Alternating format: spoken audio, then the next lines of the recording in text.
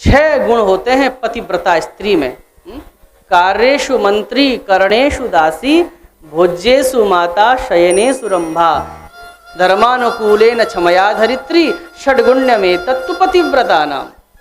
6 गुण होते हैं पतिव्रता स्त्री में। कौन कौन से?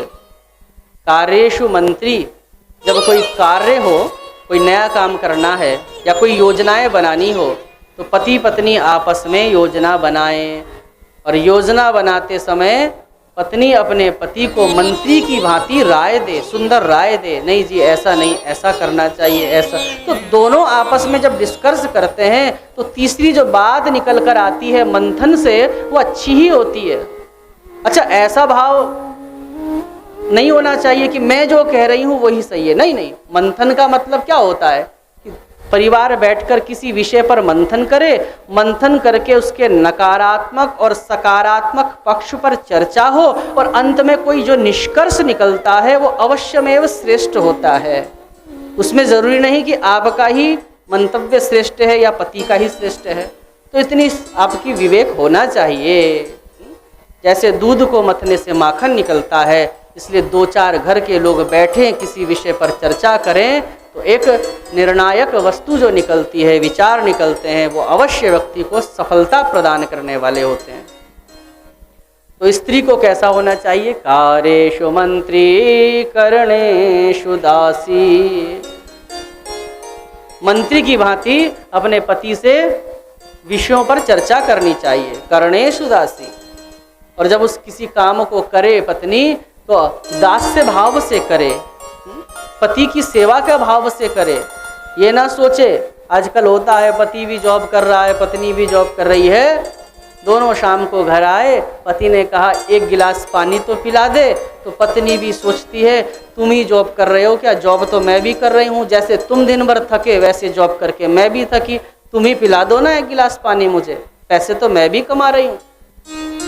इसलिए चलो, हो सकता है जीवन की आवश्यकता है, पूरा ना पड़ रहा हो, जॉब करो, ठीक है, स्त्री भी करे, लेकिन अगर वो जॉब आपके परिवार के प्रेम में अगर बाधा बन रही है तो पहले घर परिवार है, उसकी एकता है, बाद में जॉब है, ये ध्यान रखना।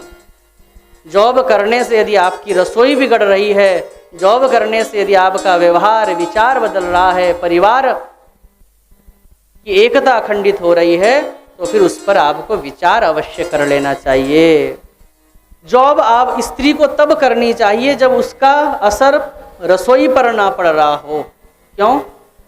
क्योंकि अगर आप जॉब करेंगे तो क्या होगा, आप सारी की सारी जिम्मेदारी काम वाली रख लेंगे, फिर खाना भी उसी से बनवाएंगे। तो जब खाना उसी से बनवाएंगे तो जब वो खाना बनाएगी, भोजन बनाएगी, तो उस भोजन में भाव नहीं होगा, क्योंकि वो तो काम कर रही है, उसको भाव थोड़ा ही है। अगर पत्नी भोजन बनाती है तो उसके अंदर एक भाव का संचार होता है कि मैं अपने पति के लिए बना रही हूँ। वो मसाले भी डालती है तो मसाले का जो अपना टेस्ट होता है सो होता है, लेकिन उस स्त्री का जो अपने परिवार के प्रति प्रेम का भाव है ना, उसका भी स्वाद उस सामग्री में आ जाता है, शाक में आ जाता है। तो अगर नौकरानी ही भोजन बनाएगी, सब कुछ नौकरानी ही करेगी, तो फिर क्या होगा, भाव की कमी हो जाएगी। उस भाव से विरक्त भोजन को आपके बच्चे करेंगे, आपका परिवार करेगा, धीरे धीरे आपके परिवार में भाव की कमी हो जाएगी, संस्कार, बच्चे भी भाव से रहित हो जाएंगे, क्योंकि आपने स्वयं भोजन नहीं बनाया बच्चों के लिए, दूसरे ने बनाया, तो भाव की कमी हो गई, बच्चों में भी भाव की कमी हो गई। तो फिर बड़े होने पर वो भी आपसे वो भाव, वो लगाव नहीं रख पाएंगे। ये भी एक बड़ा विज्ञान है, उपनिषदों में चर्चा है इसकी।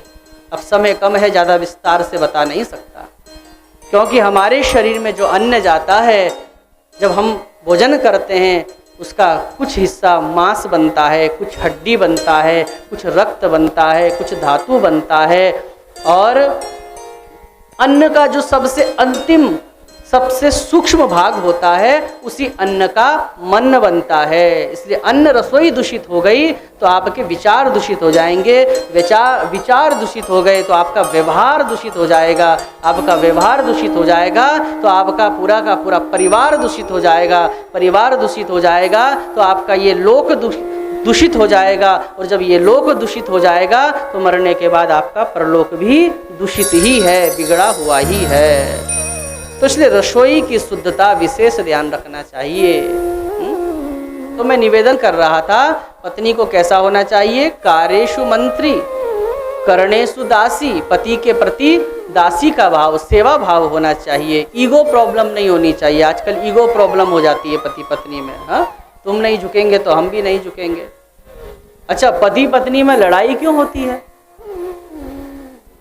देखो, अगर कोई आग लग रही हो ना तो क्या करो, आग को अगर बुझाने के लिए आप ऐसे ऐसे करोगे, हवा करोगे तो और बढ़ जाएगी। तो आग को अगर बुझाना है तो क्या करो, जो आगे ज्वलंतशील पदार्थ हैं उनको हटा दो। जैसे जंगल में आग लगती है तो वन विभाग वाले क्या करते हैं, जो आगे की लाइन काटना बोलते हैं। जैसे आग यहाँ पर पहुँची है और बहुत तीव्र है तो यहाँ पर बुझाते नहीं है, वो आगे जाकर, थोड़ा सा आगे जाकर वो क्या करते हैं, लाइन काट देते हैं। अर्थात वहाँ से जो खर पतवार हैं, पत्ते आदि हैं, वो साफ कर देते हैं, झाड़ू लगा देते हैं। और फिर जब आग बढ़ते बढ़ते आगे जाती है, उसको जब पत्ते आदि नहीं मिलते तो फिर वहीं पर आग बुझ जाती है। लेकिन हमारे घर में आग कैसे लगती है? क्योंकि हम खर पतवार और डाल देते हैं। हाँ, क्रोध तो अग्नि है। एक चुप हो जाओ, अगर पति क्रोध कर रहा है तो पत्नी को खर पतवार हटा देने चाहिए, अर्थात मौन हो जाना चाहिए। लेकिन पत्नी भी फिर बोलती है। पति की क्रोध की अग्नि में जो स्त्री है वो घी डालती है। घी कहाँ से डालती है? जीभ से डालती है। लो लो, हम भी बोलेंगे, हम कैसे चुप हो जाएं? तो पति की क्रोध की अग्नि में वो भी बोल रही है।